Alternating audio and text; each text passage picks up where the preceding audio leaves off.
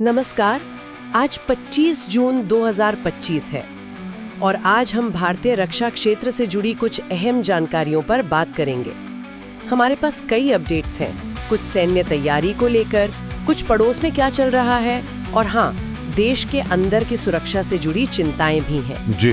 तो चलिए देखते हैं इन खबरों में क्या खास है। शुरुआत कहाँ से करें?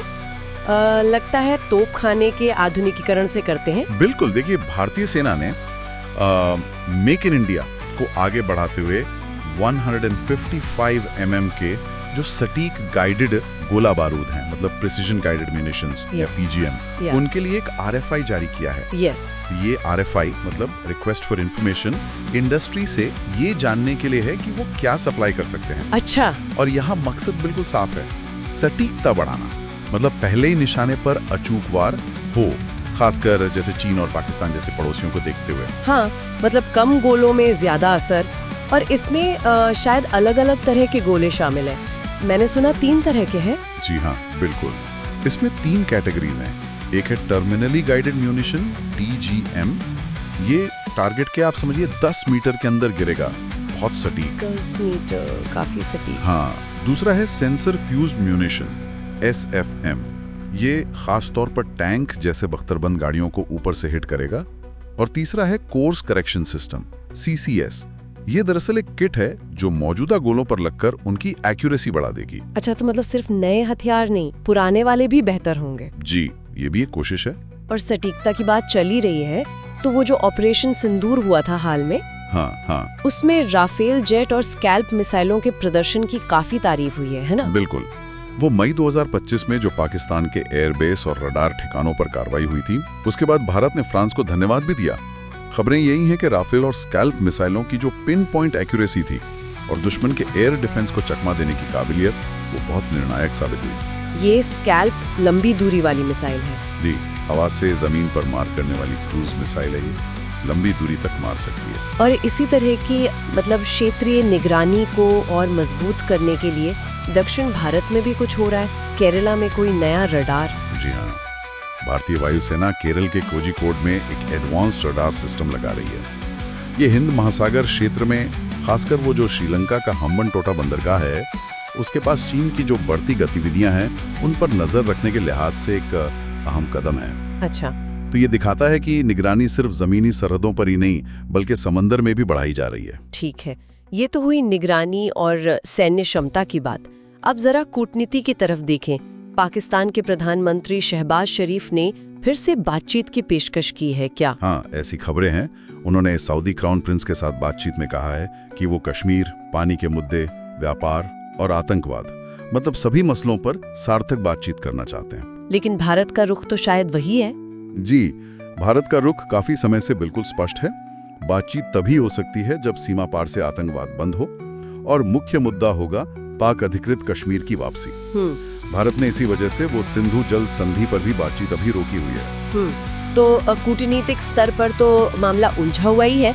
लेकिन इसी बीच एक और थोड़ी चिंता बढ़ाने वाली खबर है पाकिस्तान के इंटरकॉन्टिनेंटल बैलिस्टिक मिसाइल ICBM बनाने की रिपोर्ट्स।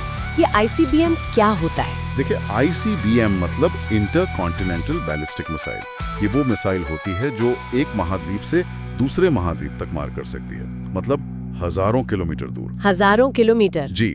एक पत्रिका है फॉरेन अफेयर्स, उसने अमेरिकी खुफिया सूत्रों के हवाले से छापा है कि पाकिस्तान ऐसी मिसाइल बना रहा है जिसकी रेंज अमेरिका तक हो सकती है। अमेरिका तक? हाँ, अगर ये बात सच है तो फिर अमेरिका को पाकिस्तान को एक परमाणु प्रतिद्वंदी की तरह देखना पड़ सकता है।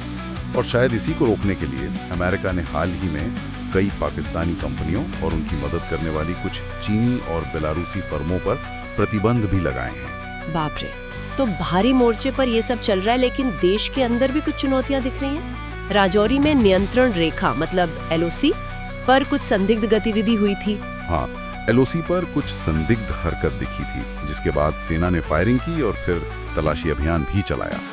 हालांकि कोई पकड़ा नहीं गया, लेकिन एक और काफी गंभीर मामला सामने आया है। राष्ट्रीय जांच एजेंसी NIA ने अदालत को बताया है कि वो जो प्रतिबंधित संगठन है पॉपुलर फ्रंट ऑफ इंडिया यानी PFI, हाँ, PFI, उसने केरल में करीब 972 लोगों की एक हिट लिस्ट तैयार की थी और इस लिस्ट में एक पूर्व जज का नाम भी शामिल था। 972 लोग, ये तो बहुत बड़ी संख्या है। ये जानकारी कैसे जुटाई गई थी उनके द्वारा? एनआईए का कहना है कि ये जानकारी पीएफआई की एक कथित रिपोर्टर्स विंग ने इकट्ठा की थी। ये विंग लोगों की निजी जानकारियां जुटा रही थी। ओह, ये वाकई मतलब आंतरिक सुरक्षा के लिए एक बहुत बड़ा खतरा दिखाता है। हाँ, ये तो है। और आखिर में वापस टेक्निक पर आते हैं। वो राफेल विमानों के अपग्रेड में देरी की भी खबर है। हाँ, ये भी एक चिंता का विषय बन रहा है। फ्रांस की जो कंपनी है डसॉल्ट एविएशन, वो राफेल के कुछ जरूरी अपग्रेड्स करने में देरी कर रही है। खासकर वो गैलियम नाइट्राइड ज्ञान तकनीक वाले जो एवियोनिक्स है उनको लगाने में। अच्छा, ये ज्ञान तकनीक क्या है? ये ज्ञान तकनीक रडार और इलेक्ट्रॉनिक वॉरफेयर सिस्टम को ज्यादा शक्तिशाली बनाती है और उन्हें जैम करना मुश्किल हो जाता है। और अनुमान ये है कि ये वाला जो अपग्रेड है ये अब शायद 2033 तक खिंच सकता है। 2033? ये तो काफी लंबा समय है। इसका असर क्या पड़ सकता है? देखिए, जब दुश्मन के हथियार और तकनीक लगातार बेहतर हो रहे हो तो अपने सिस्टम्स को समय पर अपग्रेड करना बहुत जरूरी होता है ना? हाँ, बिल्कुल। तो इस देरी से भारत जैसे देशों के लिए ऑपरेशनल लेवल पर चुनौतियां बढ़ सकती हैं। और ऊपर से डसॉल्ट के पास पहले से ही 200 से ज्यादा विमानों का बैकलॉग है, ऑर्डर है, और उनकी उत्पादन क्षमता भी सीमित है। तो ये समस्या और बढ़ जाती है। तो कुल मिलाकर आज की जो बातचीत हुई उससे ये तस्वीर उभर रही है कि भारत एक तरफ तो अपनी सैन्य ताकत, खासकर उसकी सटीकता, उसे बढ़ाने पर जोर दे रहा है, वहीं दूसरी तरफ पाकिस्तान और चीन से जुड़ी जो क्षेत्रीय चुनौतियां हैं वो लगातार बनी हुई हैं और साथ ही अंदरूनी सुरक्षा खतरों पर भी पैनी नजर रखनी पड़ रही है। बिल्कुल, ये सब मिलकर सुरक्षा का एक काफी, आप कह सकते हैं, पेचीदा माहौल बनाते हैं। और यहाँ एक सोचने वाली बात ये भी उभरती है कि भविष्य में टेक्नोलॉजी के अपग्रेड में इस तरह की देरी और विदेशी कंपनियों पर जो हमारी निर्भरता है वो भारत की अपनी रणनीतिक स्वायत्ता को, मतलब स्ट्रैटेजिक ऑटोनॉमी को, किस हद तक प्रभावित कर सकती है। निश्चित रूप से ये एक अहम सवाल है जिस पर सोचना जरूरी है। और रोजाना इसी तरह के डिफेंस अपडेट्स के लिए हमारे श्रोता सोशल रिव्यूज XP चैनल को सब्सक्राइब कर सकते हैं। आज के लिए इतना ही।